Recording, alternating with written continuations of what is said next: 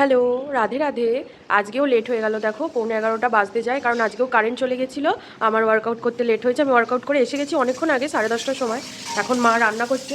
আজকে কী কী রান্না হচ্ছে দেখাই তোমাদের। আজকে ছোটো কাকু আমাদের বাড়ি খাবে, বললাম না ছোটো মা মামার বাড়ি গেছে, তো সেই জন্যে এখানে দেখো, দাঁড়াও দেখাচ্ছি। মা এখানে রান্না বসিয়ে দিয়েছে। এখানে রয়েছে মাটন, আর এদিকে কি আছে দেখি। এখানে সব মশলা টশলা করে রেখেছে, এই যে পেঁয়াজ শসা এইসব আছে। আর এখানে হবে শাক ভাজা, এটা হচ্ছে নোটে শাক। নোটে শাক তোমার নোটে শাক ভাজা হবে। আর মায়েদের হবে মাটন, আমার জন্য কিন্তু হবে চিকেন। এই যে এখানে বাপি চিকেন এনেছে, আমি মাটন খাবো না, আমি চিকেন খাবো। হ্যাঁ, চালিয়ে দিয়েছি। আর এখানে ডাল সিদ্ধ করা হয়েছে এখন সকালবেলা মুড়ি খাওয়ার জন্য। তো এই ডাল সিদ্ধ দিয়ে মুড়ি খাবো, এখনও খাওয়া হয়নি, মানে ব্রেকফাস্ট করা এখনও হয়নি, ব্রেকফাস্ট করব।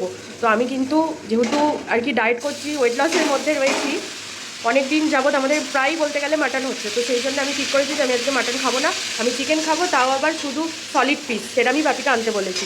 তো আজকে আমি চিকেনটা কীভাবে রান্না করি তোমাদের সাথে অবশ্যই শেয়ার করব।